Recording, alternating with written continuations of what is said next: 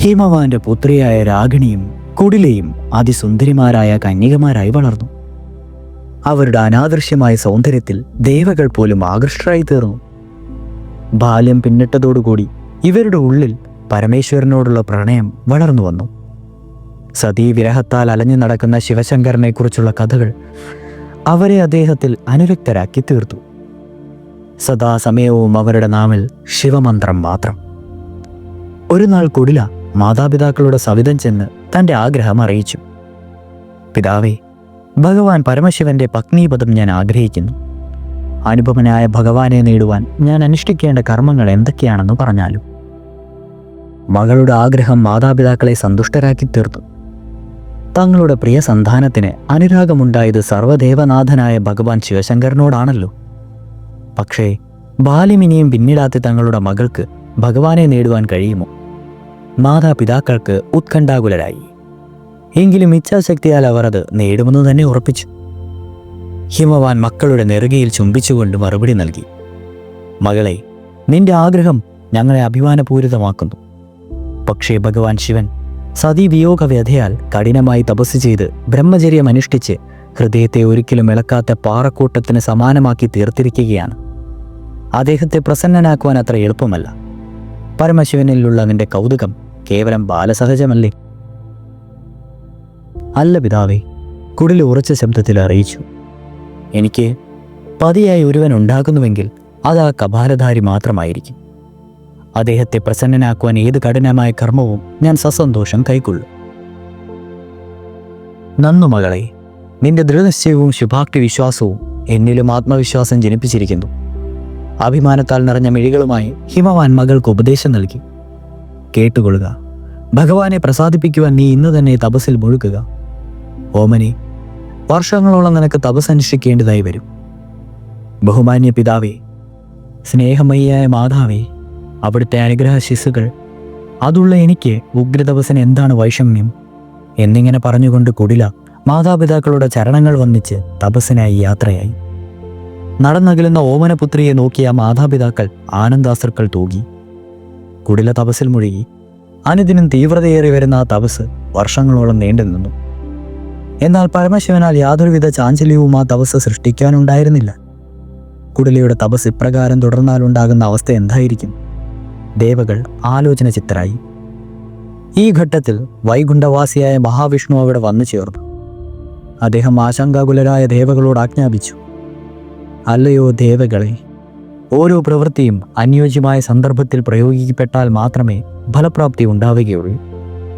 നിങ്ങളിപ്പോൾ ചെയ്യേണ്ടത് കുടിലയെ ബ്രഹ്മദേവന്റെ സമീപത്ത് കൊണ്ടുപോയി ആ കന്യക ശിവപത്നിയാകുവാൻ അനുയോജ്യയാണെന്ന് നിശ്ചയിക്കേണ്ടതാണ്.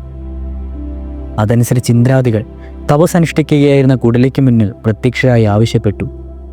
ഹേ ഹിമവാന്റെ പുത്രി, അവിടുത്തെ തപസ് നിസ്തുലമാണ്. ഭവതി പരമശിവന് വേണ്ടി നടത്തുന്ന ഈ ഉപാസന ഫലപ്രാപ്തിയിൽ എത്തുന്നതാണോ എന്നറിയുവാൻ താല്പര്യമില്ലേ? ഞങ്ങൾ ഭഗവാൻ ബ്രഹ്മദേവന്റെ ആജ്ഞയാൽ ഇവിടെ വന്നു ചേർന്നിരിക്കുന്നു. ദേവി വരിക, നമുക്ക് സത്യലോകത്തേക്ക് യാത്രയാകാം. ദേവാജ്ഞ മാനിച്ച് കുടില സത്യലോകത്തേക്ക് യാത്രയായി. ദേവകളോടൊപ്പം വരുന്ന അതിസുന്ദരിയായ കന്യകയെ കണ്ട ബ്രഹ്മദേവന്റെ മുഖം പ്രസന്നമായില്ല. അദ്ദേഹം അനുനയപൂർവ്വം കന്യകയോട് അരുളി ചെയ്തു.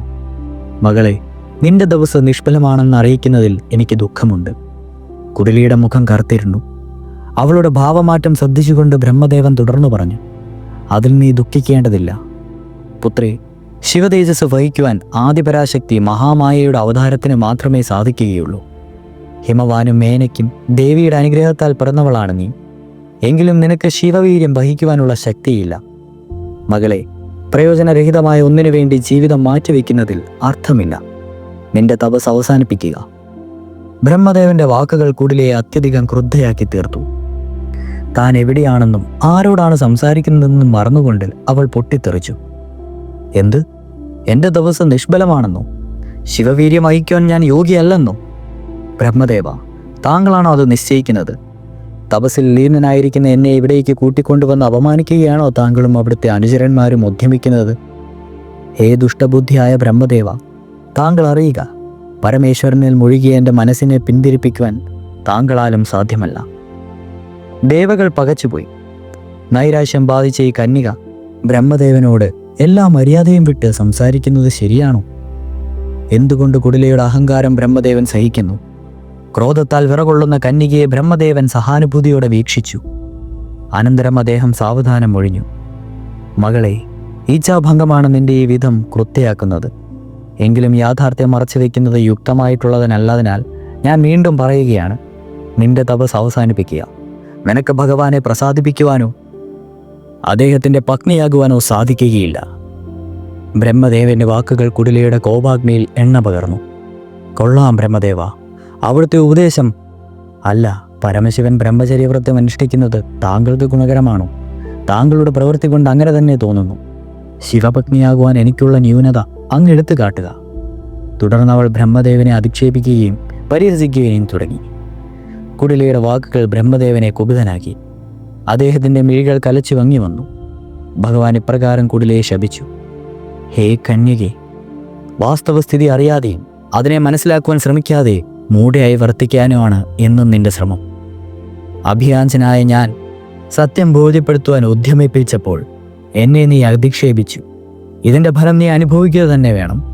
അവിവേകിയായ കന്യകയെ, സുന്ദരമായ നിന്റെ രൂപലാവണ്യം നിന്നെ അഹങ്കാരിയാക്കി തീർക്കുന്നതിൽ പ്രധാന പങ്ക് വഹിച്ചിട്ടുണ്ട്. അതിനാൽ നിന്റെ ഈ രൂപം നഷ്ടപ്പെട്ട് നീ ഒരു നദിയായി തീരട്ടെ. ബ്രഹ്മദേവന്റെ കോപം തീമഴയായി കുടിലയുടെ കർണങ്ങളിൽ പതിച്ചു. അടുത്ത നിമിഷം കുടിലയിരുന്ന സ്ഥലത്തൊരു നദി ഒഴുകിപ്പോരുന്നത് ദേവകൾ കണ്ടു. അടുത്തത് കാളി ഉമയായ കഥയാണ്. തുടരും.